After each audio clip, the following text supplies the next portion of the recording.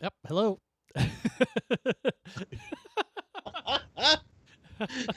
I'm the one who hits the button, so I shouldn't be surprised every time. Welcome to Owlbear Soup. I think that should be our sign in every time. Yep, hello. Hello. Oh man. Welcome to another ill-prepared ill-prepared Owlbear Soup, in which we are going to be building a encounter with you, the audience. I am Justin, and I am joined by. I am Rich. Oh, Hello. hello. Hello. Oh man. Yeah, it's gonna be a good show. We're gonna make an encounter, or at least one encounter, probably only one because, like I said before, ill prepared. I did zero preparing for this in that I Oh. wanted a lot of input from the chat, so I think it should be fun. Yeah, I started thinking about like big boundaries, but I haven't done any intense work. Yeah, I do have some. Yep. Hello needs to be a shirt. You are absolutely correct. I have a few ideas just in case things get kind of dry, but for the most part, we're going from a blank page to an encounter. Hmm? First off, thank you for the new followers. That's so great. And yeah. So I guess let's go ahead and kick it off with a little bit of news before we get into Oh, the encounter of the day. sure, I sure, think you sure. have a couple things for us. I do. Let's see. First off, I just want to mention some friends of mine who put out a supplement on the DM's Guild called Legends of Frozen Far. It's an Icewind Dale's Player's Companion, and it's going to be good for you if you were starting your Rime of the Frost Maiden adventures. I know that's up for pre-order right now on DM's Guild, and I believe it comes out September. It's 17th or 19th. It's Prime. It's one of those. That's how I remember dates, is whether they're Prime or not. But it's got a bunch of new subclasses. Stuff like they're really focused on runes. So like fighters have a runic warrior. There's a whole couple chapters on runes to go with that. Artificers become rune shapers. Druid circle is circle of the Jotun. No idea what that's going to be like. Relic Seeker, Frozen Heart, Frost Maiden, Diabolism. These are folks that make a ton of subclasses. These are some of the people I trust to make really good ones. So if you are interested in trying something brand new in your Frozen adventures, check that out. That's awesome. I, Right? I like having more content for my rhyme of the oh man, Frost Maiden. The Frost Maiden, Oral the Frost Maiden. Oral, is Yeah. that how you say it? Yeah. Cool. Yeah. Oh Yeah. gosh. Sorry. So I'm in Oregon, and I think the smoke has gotten a little bit to me, so my brain's a little rattly. So bear with me Mm. as I work my way through That's this. okay. Anyway, I also have a little bit of news, and I think this is pretty exciting for those of us who enjoy a certain franchise, and that is during PAX Online, Gearbox announced the tabletop RPG Tiny Tina's Bunkers and Badasses. This is our first real RPG based in the um what is that game? Type of game is Oh Borderlands. man, like I said, right?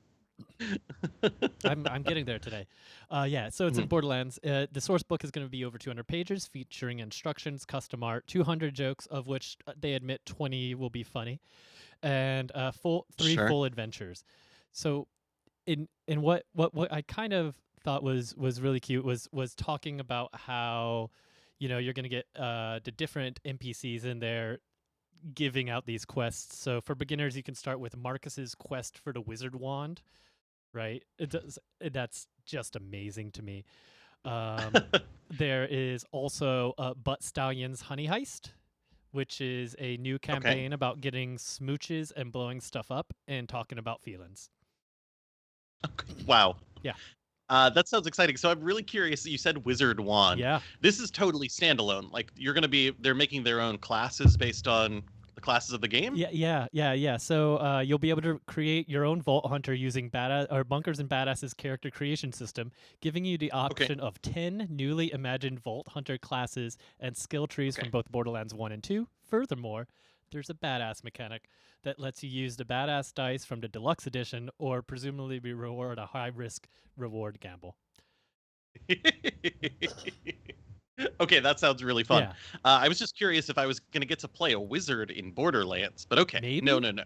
maybe, Maybe? maybe. Maybe? Yeah, so it's gonna be available for pre-order from Nerdvana Games in the Soul Sourcebook version for $59.99 and the deluxe version for Ooh. $119, and it's currently reduced to $99 through the end of September. They expect a Q1 2021 release for this. Yeah. I hope Ranger Rick is the villain Right, of of their Honey Heist. But Stallion's Honey Heist.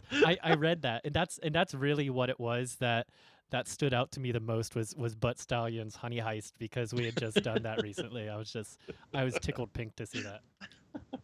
That's really funny. Oh my gosh. Okay. Well, in similar news about just like playing in some worlds, I have two more news pieces. One of them is our friend Joseph Scrimshaw writes for a show called Tigtone on Adult Swim, and they just put out an adventure called The Never Stopping Prophecy, which is totally free on AdultSwim.com. You can totally check that out and get to play in the Tigtone world. Maybe you don't want to play in the new Adult Swim world, but you want to play in a world that is like back from your memories of high school. And you might be curious to know that on Kickstarter live right now is a Dead Milkmen RPG module called The Lost Tomb of the Bitchin' Chimera. Oh man. And so I was curious, like, because they totally took all this stuff for Kingdom of Loathing, and so like you build a meat car, but it's just like the bitchin' Camaro. And so I'm really curious, like, is this going to follow Kingdom of Loathing? It's a writer who writes a lot of books is working on this module, and the Dead Milkmen are certainly along for the ride. But like, it's going to be totally nuts. High school times all over again. Yeah, I played a lot of Kingdom of Loathing in high school. Yeah, Whereas I'm sure people in high school listened to Dead Milkmen. I did not. that was me. Yeah. Yeah. So I've So I've dumb. not gotten a chance to watch Tigtone yet. Can you give me a preview of what we would expect if we were to dive into the Tigtone universe? So the image that they use for Tigtone all the time, right? That I always see is the main character with this just screaming face, just constantly like super ridiculously aggressive. The both of these are going to be ridiculously ludicrous. That is the goal, Yeah. is to make them as weird as possible, like all sorts of new and unusual things. It's a Tigtone to me feels like fantasy if everyone was screaming their turns out. Like if everyone around the table was just standing up and kind of yelling the whole time, Tigtone. Okay. All right. Just making it wild, wild, wild, wild. I don't know if that's the best advertisement for that show. But it's got like this like super energy to it. Like not quite, in the metal zone, but kind of. Yeah. I just think about it as like high energy. Aubrey in the chat is letting me know that we can stream it on Adult Swim with the HBO Max subscription. So I'm going to have to check some of that out. Very nice. I'm interested in learning more about the magic items they have in here, like the sword that cuts nothing. That's a magic item that you can get. Or the two-sword blade. Of course, temporary death potions, the special sash I like a lot. It's just a sash that says chosen on it. Oh, man. Oh, ooh. That sounds ridiculous. There's some wild stuff in here. So yeah, if you're interested in like looking at some different ways to play D&D, they're out there. They're out there right now. Yeah. And apparently Jonathan in our chat, Crowgold98, he is going to be writing the They Might Be Giants D&D supplement that the world needs. Oh, that's good. Yeah, we need that. We really need that. I'm pretty sure that's what just happened in the chat, is that is that he has been established as the writer of it. So get to work. Yeah. I see this as well. Like the Oxaz is talking about cutting things, right? We always tell my kids in D&D camp, like, everything's flammable. If you create bonfire enough times. Doesn't seem like there should be a sword that cuts nothing, because you spend some effort. Oh, I'm really curious about it now. Speaking of kids, how was this week was your kickoff week of the after school program. Oh my gosh. Yeah. So quick summary. Over the summer, you did the summer camp program with the kids. Mhm. Kickstarted that. That was a ton of fun. Learned a lot. So you decided to extend it into the school year, and now that the school year is running, you are doing an after-school program teaching kids D Yes. and D. How is that going at the end of Oh week my one? gosh. It's really interesting because I've never done this Mhm, before. So um I have like 10 slots basically, and kind of in this one I move people around so that there's eight packed teams of kids, mhm, right? And I ran pretty much the same adventure for all of them. So this week I've run an adventure 8 times, and next week I'll do the same thing, right? As they keep moving through this kind of jungle themed adventure I've got for them. It was really really cool to see kind of how they took to the challenges, how they met each other, the different groups that came. Um, Common themes. There's usually the one character that wants to burn everything down. That's pretty constant. Um, Trying to think if we have a lot of other ones. A thing that came up that I was not expecting is for rangers. We have a lot of yeah. rangers, a lot of kids. Yeah, my first character was Legolas. I Mhm, mean, there we go. yeah. A lot of kids play elven rangers, and they're like, "What's going to be my favorite terrain? The forest." And in D&D terms, a jungle is just a weird forest. So they're all like, "Ooh, this jungle's going to be really scary." And then they look at their things and they're like, "Oh, I can never get lost. I can provide food for us all. I Mhm, can uh, It's really funny for them to just like all those rangers are suddenly like perfect experts in that world. nice. Um but we're having a good time. This first adventure was kind of the introduction, like meeting each other and our characters. And we met them kind of as we were meeting the cartographer and then heading out into the jungles where I hit them all with a velociraptor ambush scene. They had Perfect. to get up in the air to like orient their map to figure out exactly where they got kind of teleported in. Um, and as some of them are way up in the sky, the velociraptors ambush whoever's left on the ground. They've been tracking them basically for an hour at that point. Nice. Um, and so it's fun because then it's just like, okay, we're in two different places, which is a way I love to do encounters. Split them up a little bit, and the people on the bottom start taking a bunch of damage, and they get scared. And so the people up at the top have to decide really quickly what they're going to be up to. And it was fun watching them decide because some of them are like, I fire arrows. Some are like, I leap. How do I leap down and start attacking? And we talked about this. I gave them a Justin mechanic. Oh. I said that they could leap all the way out of the Uh-huh. tree and they would take 2d6 points of falling damage, which they're first level, so that's scary. Yeah. But I wouldn't give them the damage until after they did their attack, and I would give them advantage on the attack. That is amazing. That's the type of thing that A, I always ask if I could do, or as the DM, B, I always say yes to. Um, Yeah. because that's living life dangerously, and Mm, that's so much adventure and so fun. I love that kind of stuff. Did you kick this one off with yeah. Honey Heist too, or were these all returning players who just straight into D&D? They're not all returning, but there's quite a few of Mm-hmm. them. But mostly I just wanted to get into this story and get moving with that because I know, like season two, when they come back, it's going to be the same Mm-hmm. characters. The groups might switch Yeah. around, but they'll have their characters, they'll be ready, and they'll keep moving. And if I get new characters, then it's just going to be kind of like getting you to second level, pretty quickly. We'll do a little intro and then we'll get moving. So Awesome. I don't expect to do bears with them, but I mentioned it and a lot of the kids were like, wait, no bears. Oh no. Oh, But also it's hard to be disappointed about that when you get to start playing D&D yeah. almost Yeah. immediately. Oh, so true. So true. All right. What? They are the size.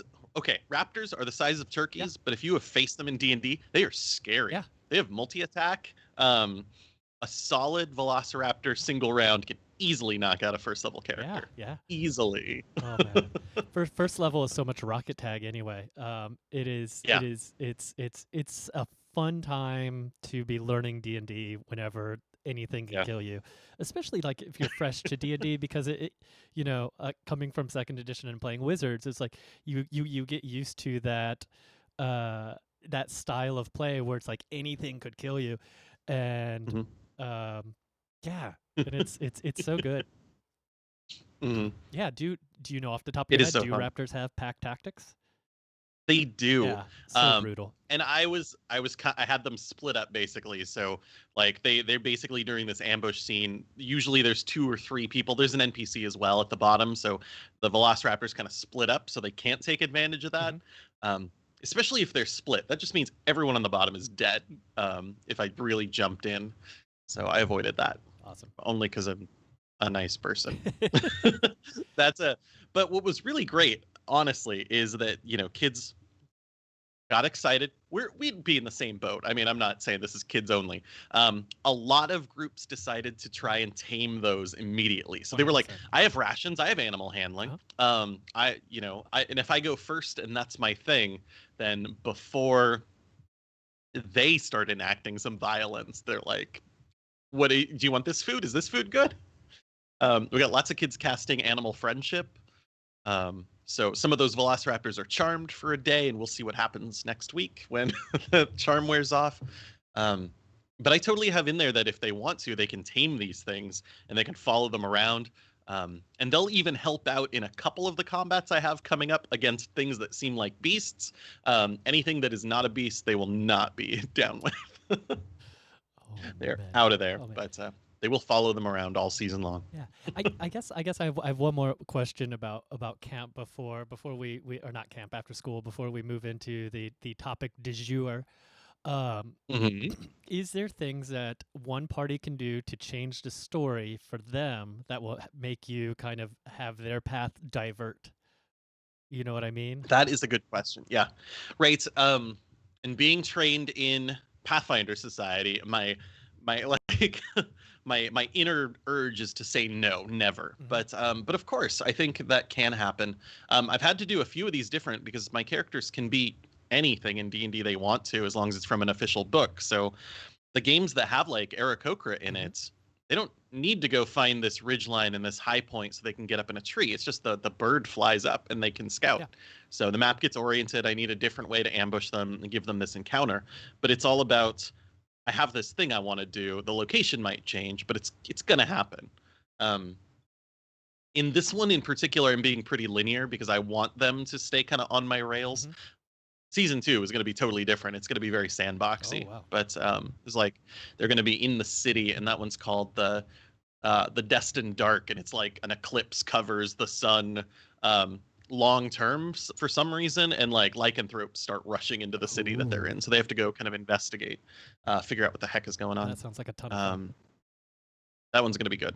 But this one, yeah, the cartographer has a map, and they're kind of beholden to that cartographer as they start moving through. Um, what they don't know yet, but is going to start in episode 2 this week, is that the cartographer has caught sight rot from being in the jungle. Oh. And so is slowly going to start losing their ability to see and looking at the map. And so the party is going to have to take over and kind of turn this escort mission into a protect mission. Oh man. Oh, that's gonna be a ton of fun. I personally can't wait to hear more about it, and I'm sad that I am also not in a the after school program playing alongside of all these gamers. Um, It is fun. I have a couple kids who are playing, and their parents is just off screen, oh my god, which is cool. that's so good, so good. All right. So let's go ahead and get into the topic of the week. So we are going to be designing an encounter with the assistance of chat. Looks like we got a couple people over there. Yes. We are going into this kind of blind in that we don't have a real plan for this encounter in any way whatsoever. Mhm. And there's a few ideas rumbling. We talked a little bit yesterday about a couple of things while we were playing Destiny. Um, I I thought about some of those things, and it was a lot of those things are just not going to be possible in tabletop. No. But let's see what we come up with. So for me, I'm just going to go ahead and Hmm. I'm going to hop over to the screen share real quick. Yep. I just want to show off a couple of tools that I like to use whenever I'm building encounters. So this first tool right here, this is Kobold Fight Club. It's at kobold.club. And what this is it's a encounter generator. So this will help you generate the various monsters from D&D that you can put in here. And this is primarily SRD Mhm. monsters. So you're not going to get a lot of the other filters generally, but you can go in here and you can set the sources. So right now you can see it's just Monster Manual Player's Handbook. Oh, I guess it does have that. Uh, But then you can start adding all of the other stuff, right? So the official web supplement, you could do the community stuff, third parties if you wanted to, but I mhm. tend to just stick to the official stuff. And so once you get here, then you can start kind of setting your filters. So say you have, like me, I have 5 players and they're level 9, and I want no more than 3 monsters in this encounter. And who does medium? I always do deadly. And so yeah, you just do a deadly, right? And so then what it does is it starts pulling this, and then what you can do is you can go in here and you can adjust it. You can say, okay, well, I don't like this one, so let's go ahead and we'll add this and see where that puts us at, and we'll get rid of that. And you can kind of play around with it, and you can see what your daily budget for. We talked about budgets last week a little bit, your XP budget. So this talks about your daily budget, about how much you should spend on daily adventures for your party. So this current encounter is 12,000 XP. It's a deadly encounter. This is no good for my level 9 players. So I'm not going to send it up against Asarak. But this is a good tool. Good, good. The other tool that I like to use a lot is going to be the D&D Beyond Encounter Builder.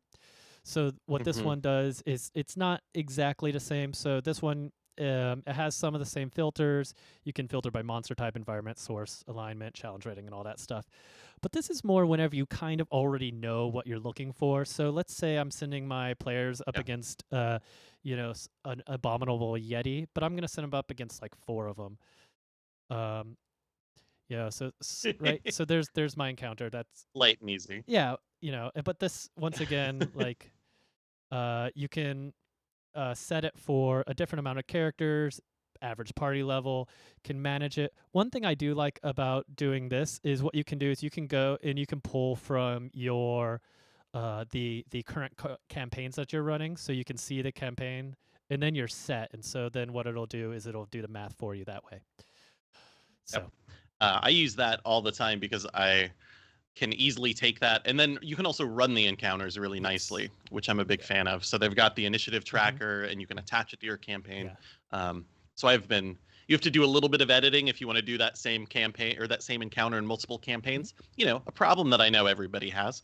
Um, right. but it's been fun to play around with. Yeah. And so, you can just auto roll initiative, and then you can, Hmm. plug in theirs. Let's go, 12, 15. Warbin always goes really fast. So he's at like 24. And Gratz is slow because they're a cleric, right? So then, yeah, Yeah, exactly right here. Now you can kind of go ahead and run the campaign or yeah, the encounter. It's a cool tool. I don't use this one personally, but it is great to, it's a great tool to use if you have access to it. right. Another thing I do like, yeah, exactly. If you have access to it, right? D&D Beyond, you have to purchase all the monsters Yeah. so that you have them there, but they'll give you the full stats. The other thing I do like about it is that they do have a space for notes about the encounter. So often for some of these, if I'm going to do something like one I do have on here is a white dragon lair exploration. And so I write down the layer actions in there, the specific ones I want to do. I note that I want them to happen on turns 1 and 3. Here's some other things that they could explore while they're there, stuff like that. Um, which I just love being able to have that page with all my notes on it really Yeah, easily. in Kobold Fight Club, what they'll also do is that you can run things in improved initiative, which is another tool Mm, that is available for free on the internet, and yeah. you can run cool Mhm. initiatives with that as well. This is a really fantastic tool I've used a lot. It's called Improved Initiative. You can load in your characters and all that stuff, and keep track of initiative over here as well. For sure. But what this is important for is what we're talking about is for this will kind of help guide us if we need some guidance on what monsters we want to deal with whenever we're writing this encounter. Yeah. Cool, cool, cool. I like that. I like being able to come up with that budget and have the monsters. It sets stuff up like For me, it's always like, did I do too much? Did I add too much? And then I look and it says deadly with like 3 exclamation marks. So I'm like, yeah, okay, whoops. Yeah. Let's dial it back. Yeah, exactly. Yeah, you can do it that way too, where you add the monsters and watch it kind of scale upward. Hmm. Can be All right. fun. So, Okay. so we kind of have like our our research ready as far as like the monsters that we can use. We don't know what monsters we're using yet, but we have this tool to help you. Um, Yeah. what if we want an NPC as an encounter? Yeah, absolutely, right? So what you Mm. can do is one of the tricky things about writing encounters and writing NPCs in general is you're tempted to make a character sheet for them, especially in the early, when you're really getting into D&D for the first time. You want your NPCs to be fully fleshed out characters. Well, the problem with that is once you kind of get into it more, you realize that NPCs act differently than PCs just in general, and you're going to use monster style stat blocks. So what you can do is you can hop into D&D Beyond, and you can go to the encounter builder.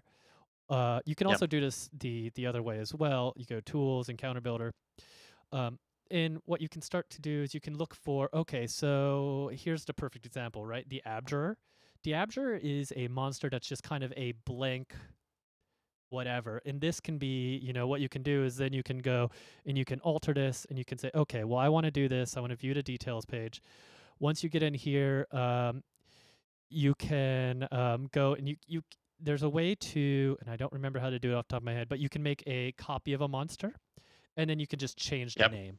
So you can change the name from Yep. Abjure to Bob the Sorcerer, right? Hmm. Yeah, you can do that in the homebrew Oh, settings. You that's right. can Yeah, make a new monster based on a template, and you could like add Abjurer in yeah. there. So that's the way I would do it, as far as Mhm. adding NPCs, PCs, and then the encounter in that case. And yeah, let's talk about that in kind of encounter right off the bat, right? Let's talk about an NPC encounter instead of a Sure. combat encounter. Is is that so whenever you're creating this encounter, you're going to want certain aspects available for your players, right? So Mhm. let's go ahead and open up some notes. So like a NPC encounter, it's encounter. You're going to be meeting Bob the Sorcerer. Okay. Let's talk about Bob the Sorcerer.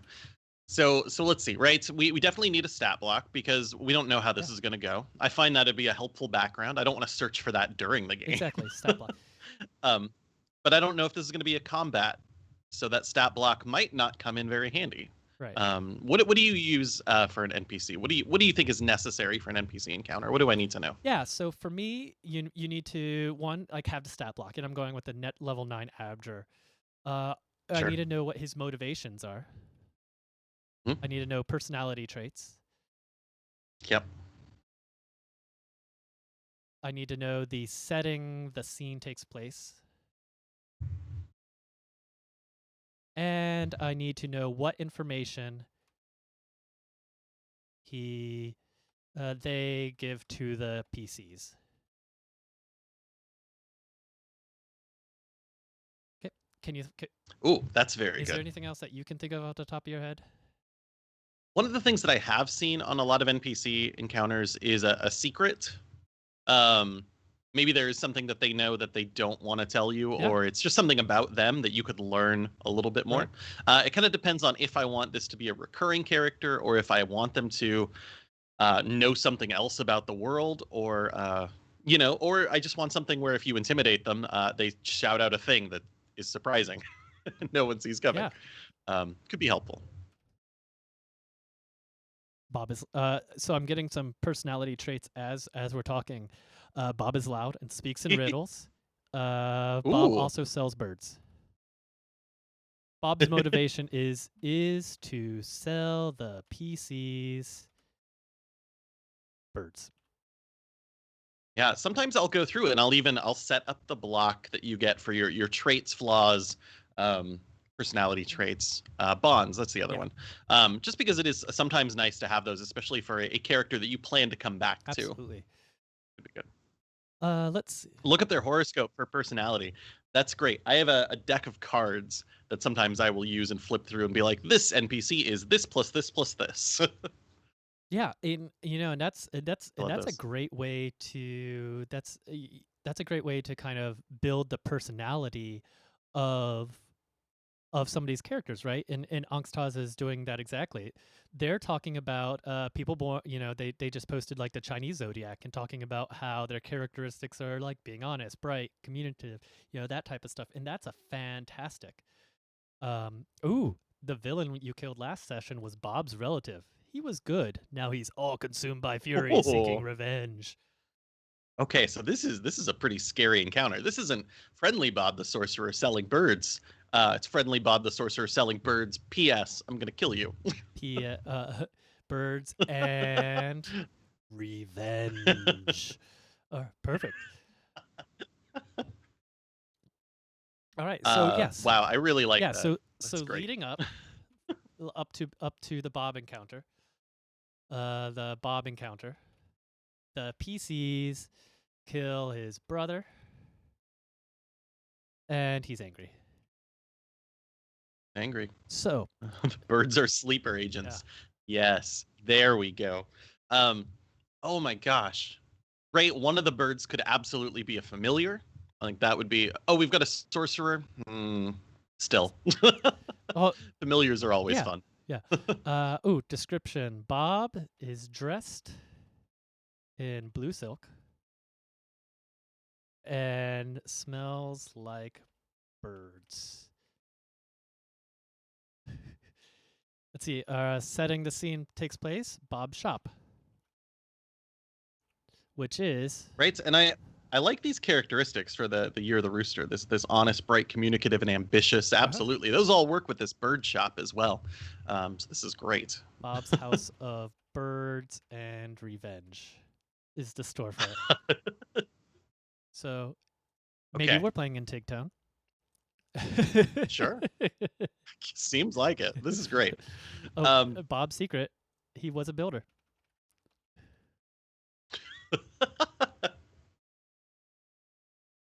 We got a lot going on here. I think this we is do. yeah. We do. I think this is good. Oh, but he doesn't know initially that you were responsible. Oh, so maybe, right?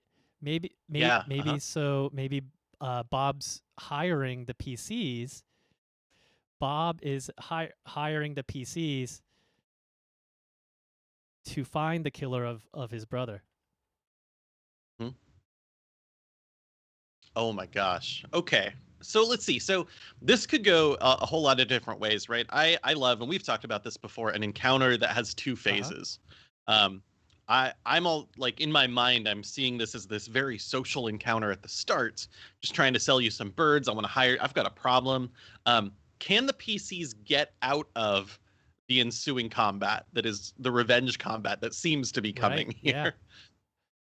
Yeah, can Um, they, right? So, let's see here. So, thinking about that, what other information does the DM need in order to run this encounter for the PCs? right. So let's see. I think that's a good mission for first half, Right. right? Is not only like Bob wants to sell birds, Bob wants to hire you to go face, find the killers. But like, what are the clues that are going to get Bob to switch from birds to revenge? Right.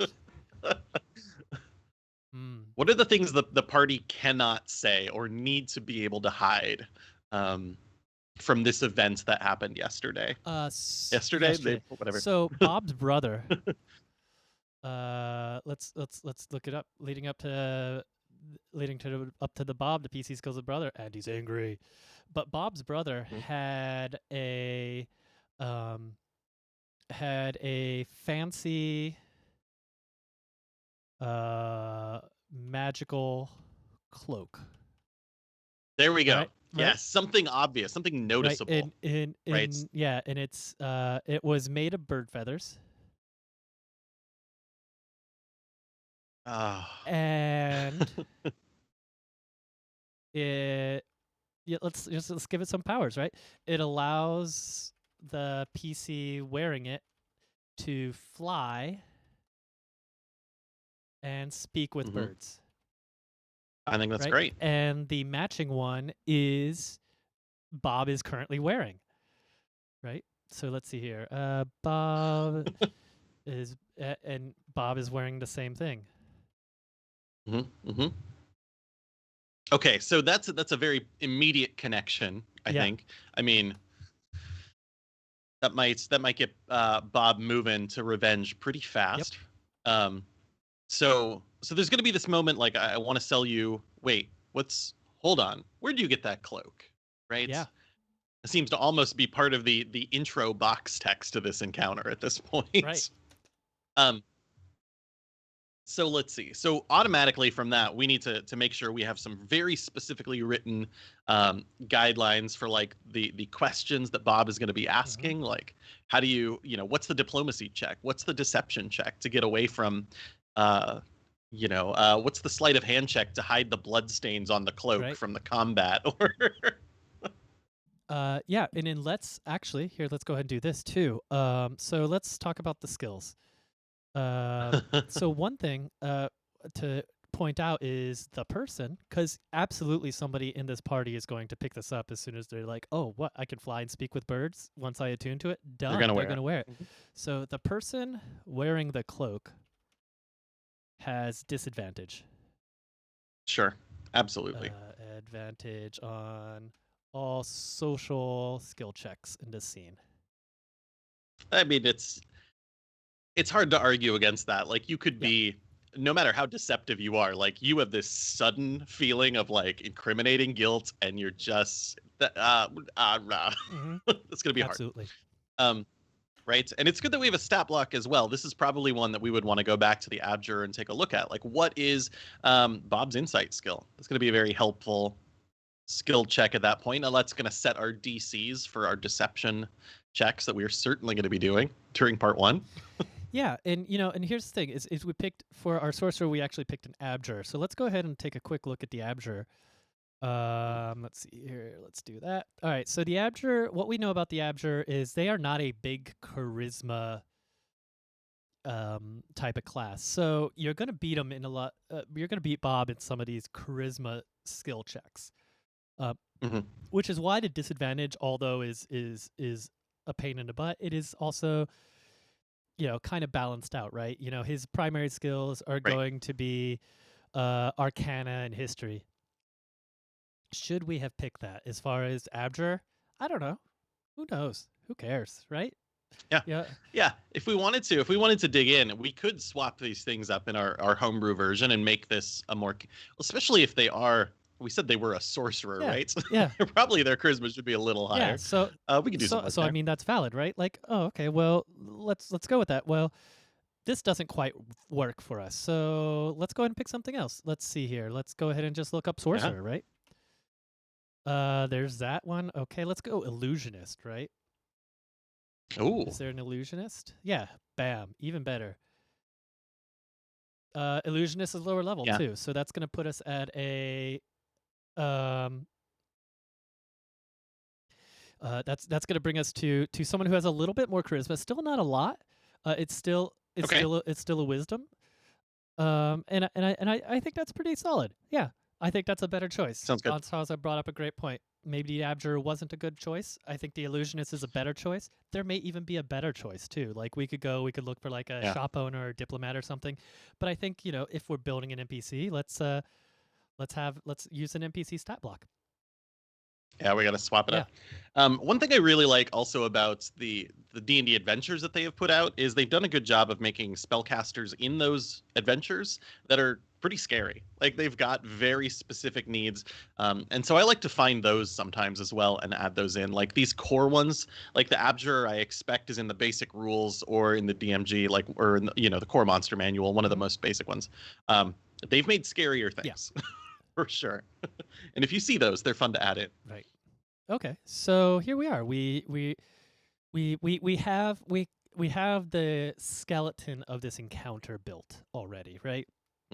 So, social skills. So here's for me. This is something I like to do. Encounter flow. So when whenever I think about encounters, especially in multiple stages, is I like to think of it, literally as a outline. So PCs get word that Bob is hiring adventurers. Right. Right? PCs go to Bob's shop. Hmm. PCs talk to Bob. Okay, now Bob sees Cloak. Now this is where things can kind of diverge, right? Is Right. Bob sees Cloak. Now PCs have choices. PCs, let's go ahead and indent that one too. PCs can either or can talk way out or fight way out. Right. There we go. Right. All right. And let's see. This is really interesting because this was mentioned earlier in the chat as well. Like whenever there's skill checks, I expect honestly that my players will succeed at it. Mm-hmm. So by putting this like obstacle in the way, and I know that it's going to be interesting if they fail, I still expect that they're going to make it through. So if I want this to be a moment where either one of these could happen and I want to make it a little bit more towards 50-50, Yeah. I might need to push some way to put in a thing where Bob is just going to go like it's revenge time, Mm-hmm. rather than just a skill check will fix this no matter what. Well, and here's Which I don't know what that is right. yet, And but here's one of those things that I like doing is I like putting a skill challenge here. Right? Even mm, though we don't use skill challenges specifically in 5th edition, it's a 4th edition thing. But what I'm going to do is three hard successes. Or sorry, it's no, I'm right. doing that backwards. Sorry, it's 6 hard successes before 3 failures. Okay. Right? And that's what I would do. And so that a hard success. What level are we doing? So Bob, he was level 3. So I'm gonna say that's gonna be DC 15. I like that. I like the idea that these characters are interacting with Bob and they're doing so many things to try and avoid it. Maybe they're like, okay. I'll buy a bird. I'll buy a bird. We're just here to buy a bird and then we'll get Uh-huh. out of here. So I'm going to pay you and I'm going to pay you with these gold coins that I just found off Bob's brother. Bob's brother collected a very specific type of coin. Mm-hmm. Bob knows it. Like other things that these players, what I don't want is a character to be like, well, I'm just going to stand there silently because I'm bad at charisma. I'm not going to make these Right. checks. That's exactly the character I want to roll. Right. And here's the thing: is they can talk their way out. I love the idea of you know creative skill uses too. Right. And I'm gonna Mhm. note this here. Um, so what that means to me is that if the barbarian wants to do something, but they don't have the charisma to do it, maybe Yeah. they can do something like use their strength to help Bob with something. He's like, "Oh man, I feel so bad Yeah. about this. You know what? Tell you what, let me move some boxes for you. Let me build something for you." And then he does, a strength check, right? And that might Hmm. work, right? If they justify Yeah. it appropriately. Right. Um, I love the idea that the coins are loonies or something right. like that, like something that you would not expect. And Yeah, yeah, but this guy had yeah, them. exactly. Oh man. So yeah, so I like creative skill uses. And with creative Mhm. skill uses, I might actually up the DC. Uh, Right.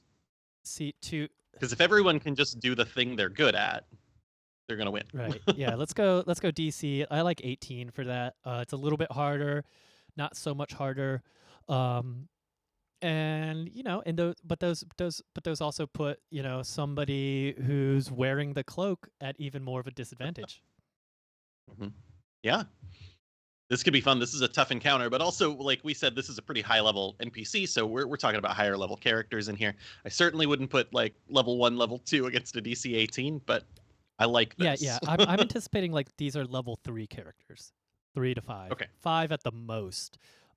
Once we hit level 4, that's when I start looking at DC 20 as Okay. as your hard DC. at least in my head. Gotcha, So gotcha. right, like I run pretty hard campaigns. Hmm. Um, but That's I fair. also We'll keep that in mind. I also run for folks who are pretty solid at building very well-rounded characters too. So by that I mean min Yeah, maxers. right. I just wrote that adventure where I decided to try out something we had talked about, where the DC was just like across the board. It was 10 plus your Hmm. level, unless it was a boss, and then it was like a little bit higher. Yeah, and that's um, valid too. and that's just a different way to run it. Yeah. Absolutely. Yeah, we could totally do that. The DC could be, it's a hard DC, so it's going to be, 11 plus level. Or I think a hard DC in that form would be 12 plus level. 12 plus level. Yeah. That also allows this to like scale to a lot of different character levels, which is nice, although you have to change the NPC depending on what level you are. Right. But yeah, There we go. absolutely. If you're allowing creative, yeah. And for third level characters, that's still looking at a 17, which is not always easy. Exactly, right? Yeah. For fifth, we're hitting 20. We're hitting 1920. Yeah, that's awesome. Oh man. So there we go. So creative skill use, 14 plus level, normal skill use, normal social skills. Uh Hmm. we'll put that in there. Social skills will be 12 plus level. And I like. Yeah, yeah. I Go would ahead. allow creative uses of intimidation in that too. I kind of like the idea that as the PCs talk to Bob, like Bob's not behind a counter. Hmm. Bob's here in the shop, kind of moving around, and maybe Bob looks over and sees the cloak Yeah. and like closes and locks the door, flips the sign to closed and is like, "What's go? Where'd you get that cloak?" Like that's kind of the start of this part, Yeah. because now it's not like the PCs can't just be like, never mind, we gotta go." They could, but then they have to like force their way out or something. They're now in this enclosed space. Combat is totally an option. Yep. Like if you're just in a shop and the door is wide open, combat's not much of an Right. option. But if we want that to be on the table, Yeah. let's put them in a situation where they, are kind of Yeah, stuck. absolutely. Here, let's do this too. Yeah, he flips. Yeah, and stands in front of the Yeah, door. Yeah. absolutely. So let's pull up. Let's do this. Buttons. All right. So now we have this map here. This is another fantastic tool. This tool is Mm. scroll. So what we can do here is we can go ahead and draw Bob's shop. I haven't played around with this a whole lot, so bear with me as I do this. But I think I love Dungeon Scrawl. That's the fun. general idea. So there's Bob's shop right there, right? And then we can go ahead and we can add our door. There it is. That's the door in which Bob has a big shop because he has a lot of birds in there. Hmm. There. I mean, that was perfect, right? That was a shop. But, Bob also has a back room. So let's go ahead and make things a little more interesting. Oop, that was the door tool. Sorry. I don't know how to undo it. But anyway, Bob has a back room over there. There's a back arrow up at the Oh, top. there's. You can, I think, also Control Oh, Z. okay. Cool. Maybe I should have had you draw this. All right. All right, back room. Here we go. So there it says back room, and then I don't know what will happen if I do this, but I'm kind of curious. Nothing. Okay, cool. There is a wall tool. It's the W, Oh, and so that'll just do straight lines, or you can even like curve them if you want to. If you hold Shift, I think they do straight lines, and so you can build like the counters if you yeah, want to, and like bookshelves and things like perfect. that, pretty easily, which is Yeah, nice. there's If I want to add like tables, well, I mean, I can add there's a hexagon tool or a polygon tool that'll let you do circles as well if you want tables or things. So there's a lot here. It's hard to make something look colorful and bright with just this site, but you can build a pretty decent room. yeah. I'm just adding in a little bit of terrain of some sort, right? So what these are is a bunch of bird cages, and then Yes. Bob has a table here that serves as his desk that he does his exchanging of goods. And this is Bob's shop. Boom, done, right? That was pretty easy. I thought, yeah, I love Dungeon Scroll because it is that fast. Yeah. Yeah, the Bob wasn't a great builder, which is why he went into selling birds. Um but let's go ahead and give another door back here. There we go. There's Bob's door to his back room. All right, so there we go. We this is where our encounter happens, and that's really all you need, right? Because what you can do Mhm. is you can explain to your PCs, okay, this is a desk. You can go under the desk, you can go over the desk. These are bird cages. You can go on top of them, right? But you can't go under Yeah. them. But I was curious about if you could go on Yep, top of them. and That's there good. are birds in them, right? So what Mhm. does that mean, right? So this is difficult terrain, and if you end your turn here, maybe you take a d6 of damage because the birds are going to scrape Right? at you. And so what Bob's goal is going to be, he's going to go open these cages whenever he's ready to take you out and release the Right? birds. Mage hand. Yeah. Boom. Boom. All right. I like that. Because I was thinking actually, how are we going to get the birds into the combat? I love that they provide an obstacle because that's always Mm-hmm. fun. Um, I was curious, depending on the spells, like if you could re-theme a lot of these, if you wanted to cast firebolts, just do it as a like bird Yeah. attack, and that's it. Or Snylock's snowball swarm becomes bird swarm. Exactly. Yeah.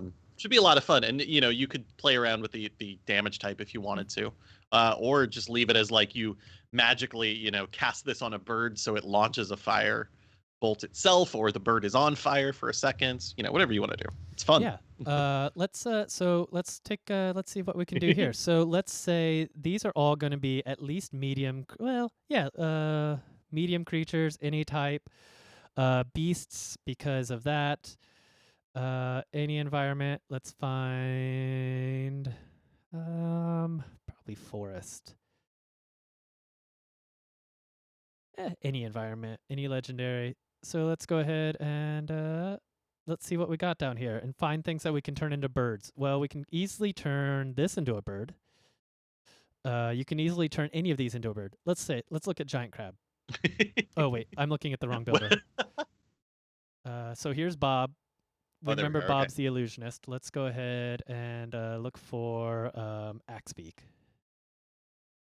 Oh, there we go. Getting birdie. So we know Axebeaks are birds. So what we could do is we could add a couple of these in here as well to make things a little bit more challenging, and have the encounter kind of hit from multiple directions. So axe beaks are birds. Maybe this is what he sells is primarily axe beaks. And then you can do things like, okay, well, I want these axe beaks have all been raised together, so they clearly have pack tactics, right? And that increases the difficulty of the encounter. Mhm. And let's go ahead and go back to our encounter builder. Let's go ahead. I'm going to use Kobold Fight Club just because I like that one. What we're going to do is we're going to reset these filters because we already know what we were looking for. We are looking for the illusionist. So we'll go ahead and add that. And we are looking for axe beaks. There we go. So we'll go ahead and add that. So let's go ahead and get rid of the giant crab because that was funny, but it's not what we're looking at. We have five players at level 3. So this is a hard encounter with just one axe beak. Now, it isn't taking into consideration. Oh yeah, you guys aren't seeing this. Let me go ahead and turn that back on. Sorry. Doop doop doop. There we go. So what we're seeing here is that this is a hard encounter. What doesn't make it a hard encounter is the way we set up the terrain. And this is something I like to think about whenever I'm setting things up, is this terrain is advantageous for the PCs, right? Because Yeah. they're going to be able to maneuver around things and move around things and do that type of stuff. And that's just really going to make give the PCs an advantage. Also, they're working together. So what I would do is I would look at this and I would say, okay, I want a deadly encounter, but I want a deadly encounter plus a little bit. So I'd hop back Okay. to Cold Fight Club, and I would make 4 of these, and I would also give them pack tactics. Now that's a challenge, but they're all going to be starting out separate, and the axe beaks can't come out until Bob releases them, right? That sounds And good. I like Bob that. does have Yeah. Mage Yeah. Hand, so he can spend an action to cast Mage Hand to release an axe beak. And maybe on the first round, when combat starts, he is in position to release 1. So it's already him and an axe Mhm. beak. Ooh. Ooh. Okay. Yeah. Go ahead. Yep. And Yep. so and I think that's how I would build out this encounter from here. I like that. I was just thinking terribly about giving Bob one legendary action a turn, Okay. and one of the things that he can do is open a cage. Oh, I like Um, that. could get them out a little quicker, and then still allow Bob to have So give, turns. Like yeah, that would be the downside. yeah, no, totally. Give Bob a lair action Yeah, a lair on action. So on a 20, open a yeah, cage on or a knit something. 20. He can open an Axebeak cage. Hmm. And then I say we don't even we at this point I don't think I think he could have a max of 4 at a time or an encounter total of 8, Yeah, that sounds like a scary fight, honestly. right? It's pretty exciting.